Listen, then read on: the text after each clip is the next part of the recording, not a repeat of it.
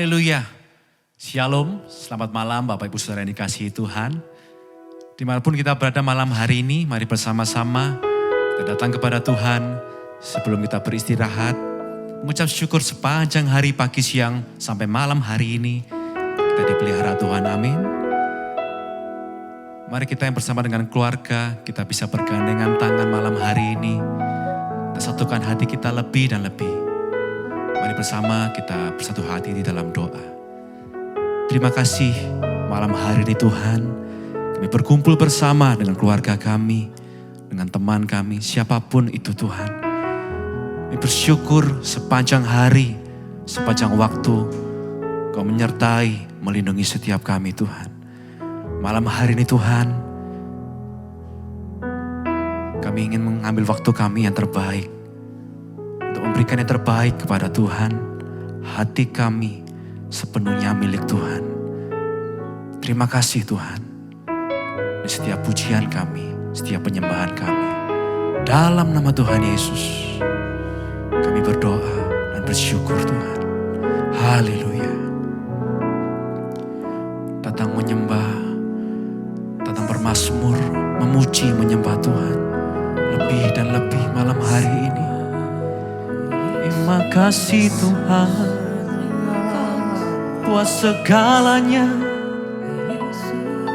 buat kebaikan-Mu Tuhan,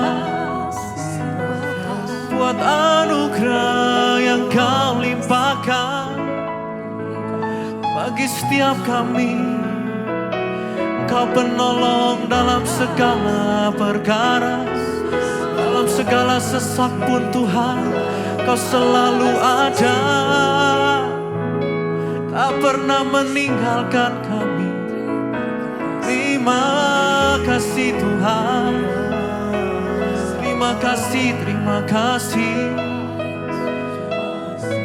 Dan malam hari ini kami mau nyatakan, penolongku hanyalah diri-Mu, penghiburku hanya Engkau Bapa-Ku, selalu menyertai hidupku. Kau Bapa-Ku yang setia. Mari katakan, penolongku hanyalah diri-Mu, penghiburku hanya Engkau Bapa-Ku, selalu menyertai hidupku. Kau Bapa-Ku yang Engkaulah penolong kami Tuhan. Di setiap hati kami Tuhan, kami mengakui bahwa hanya Engkaulah pertolongan setiap kami Tuhan.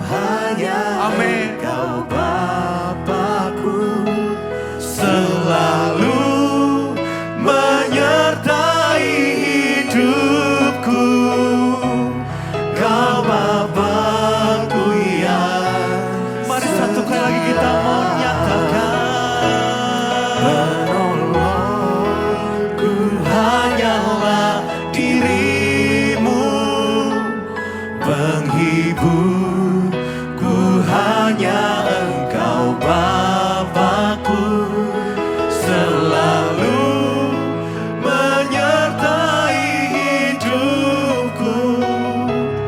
Kau Bapa-Ku yang setia. Malam hari ini kami mau datang lebih lagi Tuhan.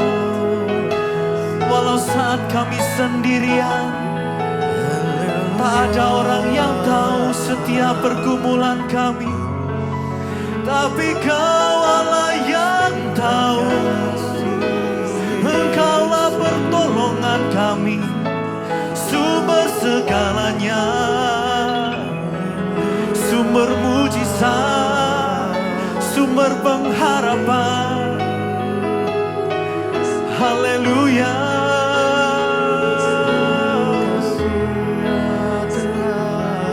Malam hari ini Tuhan, hanya Engkau yang menjadi sumber segalanya Tuhan. Kami semua serahkan sepenuhnya kepada Engkau Tuhan. Setiap pergumulan kami, setiap permasalahan kami, apapun itu Tuhan, malam hari ini Tuhan, kami mau letakkan di bawah kaki-Mu Tuhan Yesus. Kami mau percaya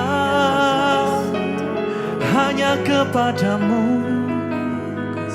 Tuhan yang hidup, Tuhan yang sanggup menolong. Tiada yang lain Tuhan, hanya Engkau Tuhan. Terima kasih. Sekali lagi kita mau nyatakan penolong. Penolongku hanyalah diri-Mu, penghiburku hanya Engkau Bapakku, selalu menyertai hidupku. Kau Bapakku yang setia, Kau penolongku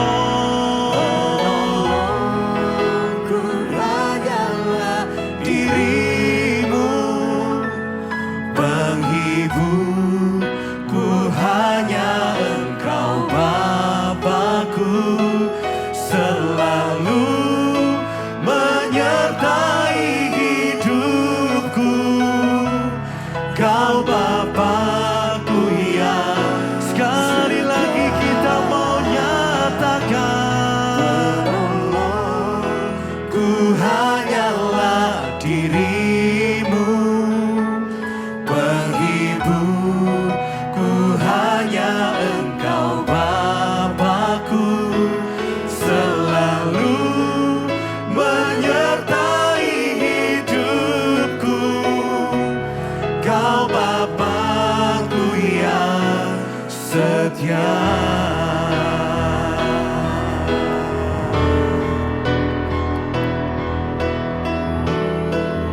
Tuhan selalu menolongku, selalu menjagaku. Sehelai di rambutku tak akan terjatuh tanpa seizin-Mu. Engkau yang selalu menolong Tuhan. Tuhan selalu menolongku, selalu menjagaku.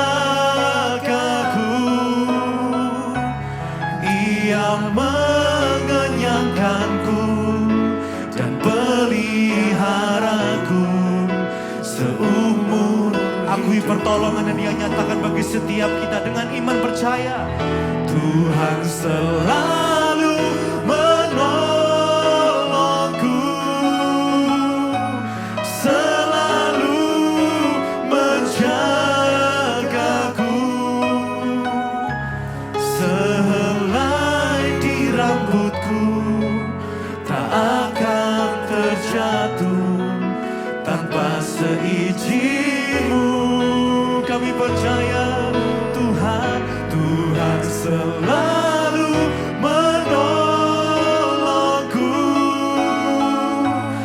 selalu menjagaku. Amin.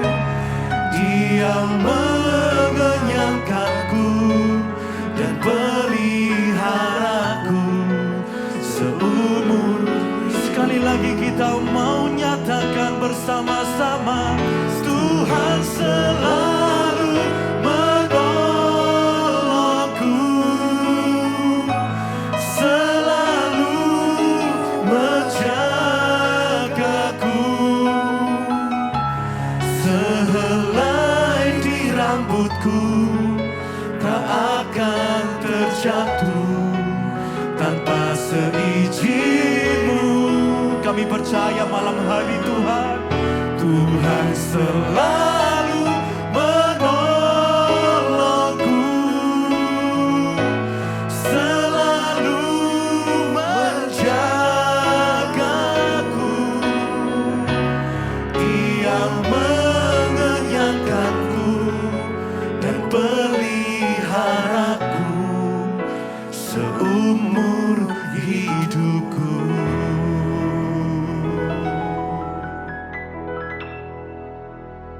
Terima kasih Bapa, kami mengucap syukur buat malam ini Tuhan mempertemukan kami di Mezbah Doa. Semua karena anugerah-Mu, berbicara bagi kami, sampaikan isi hati-Mu bagi kami, urapi hamba-Mu dalam nama Tuhan Yesus. Haleluya. Amin, amin, amin. Puji Tuhan, Bapak Ibu, kita bersyukur boleh bertemu kembali di Mezbah Doa malam hari ini, dan saya percaya semua karena anugerah Tuhan. Baik, saya akan bacakan kesaksian yang sudah masuk terlebih dahulu, yang akan menambah iman, percaya kita kepada Tuhan. Iya, Shalom Ibu Debbie. Iya, bersama seluruh tim, puji Tuhan, saya mau bersaksi di Mezbah Doa. Ya, saya ini selalu memulai aktivitas di pagi hari mendengarkan firman Ibu. Kalau belum mendengarkan Mezbah Syukur, kayaknya seperti ada yang kosong. Ya, dari satu hari itu rasa ada yang kosong, jadi saya pasti ikut dari tahun lalu, ya. Puji Tuhan, saya mau bersaksi, Bu. Akhirnya, ya, sekarang tercapai. Anak saya 4 orang. Anak pertama saya lelaki berumur 26 tahun yang memiliki pekerjaan dan jabatan yang sangat bagus di sebuah instansi negara. Padahal umurnya masih muda tapi sudah dikarunia pekerjaan yang luar biasa. Kami sekeluarga menyadari semua itu diperoleh karena anugerah Tuhan Yesus. Amin. Ya, puji Tuhan. Banyak pergumulan ketika dia ikut tes pekerjaan, tapi luar biasa Tuhan Yesus selalu membantu dan menolongnya. Ya, dan tahun lalu sekitar bulan Mei dia mengabari kami bahwa dia mau menikah.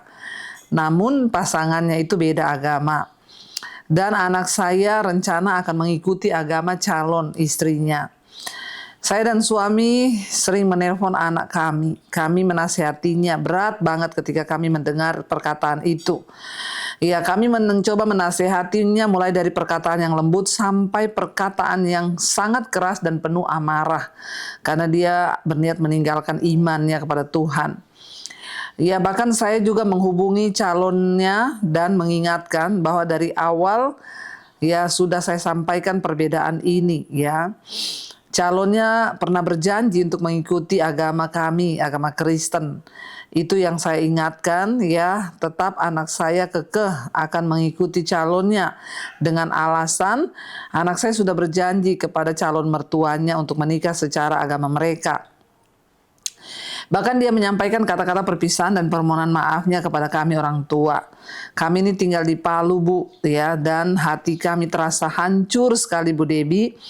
Suami saya terus berdoa dan berdoa. Bahkan saya tidak pernah melihat suami saya menangis, tetapi karena masalah ini, ya, suami saya menangis seperti anak kecil. Dan di titik sudah pasrah kepada Tuhan, ya, karena setiap mau berbicara dengan anak kami pasti pertengkaran hebat terjadi. Ya, dan saya bilang kepada suami saya biar Tuhan Yesus saja berperkara. Hati saya sakit sekali, Bu. Nafas saya sesak. Saya dan suami tidak bisa tidur. Ya, hari-hari kami penuh dengan linangan air mata. Karena kami sedih kalau anak kami harus meninggalkan agama Tuhan Yesus, ya. Ketika berdoa saya bertanya kepada Tuhan, ya Tuhan Yesus, di setiap doa-doa saya selalu sampaikan soal jodoh anakku supaya Tuhan beri yang terbaik. Ya, kalau memang dari Tuhan dekatkan, tapi kalau bukan dari Tuhan jauhkan. Karena saya pun mengingini jodoh anak-anak saya itu seiman dan percaya kepadamu Tuhan Yesus. Karena saya percaya segala hal bisa Tuhan buat jika Tuhan izinkan. Tetapi mereka bukannya menjauh tapi semakin mendekat. Tanpa sepengetahuan saya, suami saya bercerita kepada teman yang sudah dianggap seperti keluarga yang tinggal di Jakarta.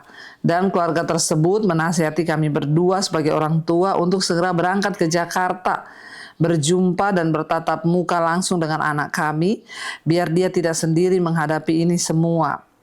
Lalu diam-diam kami memesan tiket ya, dan suami minta izin dari tempat kerja dan kami pun berangkat tanpa memberitahukan anak saya di Jakarta karena suasana penuh kemarahan dan kekecewaan. Ya, bahkan anak-anak saya yang lain juga sampai memarahi dan membenci kakaknya. Sebelum kami berangkat, kami hendak menelpon pimpinan tempat anak saya bekerja karena kami tahu bapak itu juga anak Tuhan, bosnya. Bahkan dia juga seorang Nasrani. Kami berpikir mungkin dia bisa menasihati anak saya sebagai bos ya. Suami saya akhirnya meminta HP dari bos anak saya tersebut dari temannya yang tahu ya. Karena mereka bekerja di instansi yang sama anaknya. Cuman anak saya ini ada di Jakarta, suami saya di Palu. Dalam kamar setelah saya dan suami selesai berdoa dan sama-sama menangis, kami akhirnya menelpon nomor yang diberi itu, yang katanya nomor pimpinan anak saya yang diberi oleh temannya. HP-nya tidak diangkat ketika ditelepon, dari HP suami saya. Lalu kemudian saya menyalin nomor itu dan akhirnya saya memberanikan diri untuk chat di nomor WA tersebut. Puji Tuhan ketika saya chat dibalas, bahkan ketika saya bilang permisi Pak, kami mau menelpon langsung, dan dia mempersilahkan. Sungguh Ibu Debbie, saya juga takut bersama suami karena orang yang kami hubungi ini berpangkat jenderal dan memiliki jabatan yang luar biasa. Ketika saya dapat terhubung, suaranya terdengar sangat bijak, lembut, dan adem. Saya menyampaikan semua unek-unek saya dan suami yang ada di dada, sampai saya pun menangis dan bapak itu berkata, Ibu dan Bapak tenang dulu. Bolehkah saya berbicara dengan anak Ibu jika besok Ibu sampai ke Jakarta? Ya, karena saya ceritakan bahwa saya dan bapaknya mau ke Jakarta. Besoknya dan bertemu dan berbicara dengan anak saya di Jakarta. Dan bapak itu sangat tenang, ya. Dia bilang tenang saja. Ya, boleh sekarang saya permisi bicara dengan anak Ibu. Pikir saya, ya pasti si bapak langsung memanggil anak saya dan menegurnya. Ya, singkat cerita saya mempersilahkan dan mengucapkan banyak terima kasih kepada dia, pada bos itu. Ketika sampai di Jakarta kami memanggil anak kami dan memulai dengan doa sebelum kami berbicara. Anak kami tetap mengeraskan hatinya ya, dan kami dengan tenang tidak mau emosi dan kami berbicara dengan dia. Masih teringat nasihat dari bapak itu ketika ditelepon, dia bilang tetap tenang untuk menghadapi anak.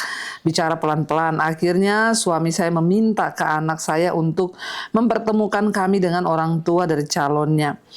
Sungguh Bu, setiap pagi dan malam saya tidak pernah absen mendengarkan khotbah Ibu lewat mesbah doa dan mesbah syukur. Ya, karena firman Tuhan yang Ibu sampaikan dan doa saya berbicara kepada Tuhan. Ya, Tuhan berbicara kepada kami melalui Ibu Debbie, apalagi yang harus saya lakukan bersama dengan suami. Luar biasanya di saat tepat kata-kata Ibu menjawab langkah apa yang harus kami lakukan. Lalu kami ke Sumedang bertemu dengan Ibu dan Bapak calon anak saya, dan sepanjang jalan terus kami berdoa. Bahkan saya ingat saya berpuasa saat itu. Saya juga takut karena saya dan suami cuma berdua datang ke tempat yang asing dan tidak pernah kami injakan kaki di sana. Tetap kami memohon tuntunan Tuhan ya menuntun kami, sehingga di luar yang kami perkirakan Ibu, ya ketika Tuhan pegang kendali segala hal, sekejap Tuhan mengubah semuanya. Ketika suami memperkenalkan diri ya kepada calon besan kami, maksud dan tujuan kami rencana menikahkan mereka dengan pemberkatan kudus di gereja secara Nasrani. Bahkan sebelumnya anak mereka harus dibaptis dulu. Itu yang kami sampaikan dan kami utarakan dengan jantung yang sepertinya mau copot. Kami mendapatkan keberanian yang luar biasa dari Tuhan. Ajaibnya ketika giliran mereka yang berbicara, niat kami disambut dengan baik oleh bapak dan ibunya, dan mereka bersedia dan siap untuk menyerahkan anak mereka. Tetapi dengan satu pesan, tolong jangan sia-siakan anak kami, kata mereka. Perlakukanlah dia seperti anak sendiri. Kami pun menyanggupinya dan akhirnya kami menangis terharu dan bahagia. Singkat cerita Ibu Debbie, suami saya dan saya pulang ke Palu dan harus melanjutkan pekerjaan. Suami saya pulang ke Palu, saya tinggal di Jakarta. Saya mengurus segala sesuatunya. Tapi sebelum kami pulang, kami ingin bertemu dengan pimpinan dari anak saya yang menelpon itu. Kami ingin mengucapkan terima kasih. Ya, kami mau sampaikan terima kasih. Putra saya coba menghubungi ajudan dari pimpinannya untuk meminta izin bertemu. Alangkah kagetnya kami ketika ajudannya melihat nomor HP yang sempat kami hubungi itu. Dia katakan ini bukan nomor telepon pimpinan anak saya. Dan dia katakan Bapak tidak punya nomor telepon itu. Anak saya ngecek lagi di HP suami saya, dikirim nomor tersebut ya, dan ternyata memang nomor itu bukan nomor pimpinan anak saya, tapi nomor HP yang disampaikan suami ke saya ya berbeda. Padahal ketika suami saya eja ya nomor itu benar ya. Tapi dekat tempat tidur sambil menangis di dalam kamar waktu sebelum berangkat ke Jakarta, Bapak itu menasihati kami. Berulang-ulang anak saya cari siapa pemilik nomor itu. Bahkan anak saya cek siapa saja yang pernah di-tag di nomor tersebut. Anehnya nomor itu tidak pernah ada yang mengetek. Nomor itu tidak bisa dihubungi lagi dan tidak aktif. Berulang-ulang saya sampaikan ke anak saya bahwa suara Bapak itu lembut, bijak, dengan nasihat-nasihatnya, bahkan ajaibnya membuat saya dan suami adem di hati kami ketika mendengar nasihatnya. Ya, di saat kami sedang emosi, kacau hati serta pikiran, ya saat mendengarkan, ya saya telepon, saya aktifkan speakernya. Ketika mendengar Bapak itu berbicara, ya suami saya ikut mendengar. Yang saya katakan, Mama sudah cerita semuanya. Ya, anak saya katakan, Mama sudah cerita ke orang lain, itu bukan pimpinan saya. Siapa orang tersebut? Anehnya lagi, jika memang salah sambung, pasti orang itu sudah katakan salah sambung. Tapi dia mendengar, ya, dan dia menjelaskan semuanya. Dan lebih anehnya lagi, ternyata nggak ada pimpinannya pernah panggil anak kami untuk berbicara dengan anak kami. Bahkan pimpinannya tidak pernah menegur anak kami. Jika memang benar Bapak itu yang saya hubungi. Sungguh Ibu Debbie, karena perasaan anak saya terus melacak nomor tersebut. Ya, kebetulan anak saya juga di bagian cyber dan nihil, bahkan adik-adiknya juga ikut melacak nomor tersebut, tetapi sudah tidak aktif lagi dan tidak ada. Ya, suami percaya tidak ada yang mustahil. Ya, dia percaya bahwa Tuhan itu maha besar. Dia sanggup berbicara melalui apa saja ketika kita pasrah. Ya, pertolongan Tuhan itu ajaib, tepat pada waktunya. Dan akhirnya semua berjalan dengan baik dan lancar. Anak menantu saya akhirnya dibaptis. Mereka menikah dalam pemberkatan di gereja, bahkan dihadiri dan disaksikan oleh orang tua anak mantu di dalam gereja. Sampai saat ini kami menjadi keluarga yang berada dalam kasih Kristus. Anak saya minta maaf kepada kami dan mengakui kesalahannya. Kami juga meminta dia untuk bertobat kepada Tuhan dan mengingatkan ya dalam segala hal pencobaan dia akan hadapi, jangan pernah lari dan meninggalkan Tuhan Yesus. Maaf kesaksian ini sangat panjang.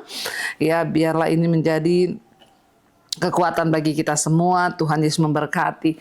Amin, amin, amin. Ya, saudara, benar ya, sebagai orang tua kita harus terus berdoa buat jodoh anak-anak kita. Ya, apalagi ketika mereka mau meninggalkan Tuhan Yesus. Memang ya, saya melihat Tuhan menjawab doa Bapak dan Ibu, karena Bapak dan Ibu sebagai orang tua menangis, mengerang, berseru kepada Tuhan Yesus, sehingga Tuhan melakukan mujizat sehingga akhirnya semua boleh terselesaikan dengan baik, bahkan akhirnya bisa memenangkan jiwa. Ya, kita berdoa saudara, ya sebagai orang tua kita harus terus mempertahankan iman anak-anak kita supaya mereka tidak tersesat dan mereka boleh terus mempercayai Tuhan. Di saat hari-hari ini banyak orang menggampangkan ya meninggalkan Tuhan Yesus hanya demi pernikahan, demi harta, tapi di satu sisi orang-orang yang bertahan ya dan mau tetap mempertahankan iman, itu mereka akan menerima upah dari Tuhan. Terima kasih Bapak Ibu atas perjuangan imannya sehingga anaknya boleh terselamatkan, bahkan menantunya dibaptis, menerima Tuhan Yesus. Iya, baik, kita akan sama-sama melanjutkan pembacaan firman Tuhan. Sekarang kita ya sudah di Amsal 26. Ya, kita sekarang lanjutkan ayat yang ke-11. Ya. Amsal 26 ayat yang ke-11. Seperti anjing kembali ke muntahnya, demikianlah orang bebal yang mengulangi kebodohannya. Ya, seperti anjing yang memakan muntahnya sendiri, ya demikian orang bebal yang tidak mau bertobat, yang mengulangi kesalahan yang sama terus. Ya, jangan mau disamakan seperti anjing yang makan ke muntahnya, saudara. Kalau kita ini sudah ya ditegur Tuhan melewati satu kesalahan, bertobatlah dan jangan mau kembali kepada kesalahan yang sama. Ya, supaya kita ini nggak jatuh untuk kedua kalinya. 12, jika engkau melihat orang yang menganggap dirinya bijak, harapan bagi orang bebal lebih banyak daripada bagi orang itu. Kalau ada orang yang menganggap dirinya bijak, ya, maka harapan bagi orang bebal itu lebih banyak daripada orang itu. Artinya apa? Jangan menyombongkan diri. Kita semua perlu bergantung kepada Tuhan agar kita lebih bijaksana. Ayat 13, berkatalah si pemalas, ya, ada singa di jalan, ada singa di lorong. Seperti pintu berputar pada engselnya, demikianlah si pemalas di tempat tidurnya. Ya, dia cuma teriak-teriak aja, ada singa di jalan, tapi dia tetap di tempat tidur. Ya, si pemalas mencelupkan tangannya ke dalam pinggan, tetapi ia terlalu lelah untuk mengembalikannya ke mulut. Pemalas itu diibaratkan orang yang mau mencicipi sesuatu, mengambil, tapi malas untuk mengembalikannya ke mulut. Bertobat, kalau kita hari-hari ini jadi orang yang malas, terutama anak-anak muda, ya, engkau akan miskin, kata firman Tuhan. Karena pemalas itu tidak boleh makan, ya. Ayat 16, si pemalas menganggap dirinya lebih bijak daripada 7 orang yang menjawab dengan bijaksana. Bagi orang pemalas, ya, dia merasa dirinya itu bijak. Awas, hati-hati, karena pemalas itu pasti akan, ya, miskin. Nggak boleh malas, ya, dan di sini dikatakan orang malas itu nggak melakukan apa-apa, ya, malah dia menganggap dirinya itu bijak. Bertobat kalau saudara ada yang malas, ya.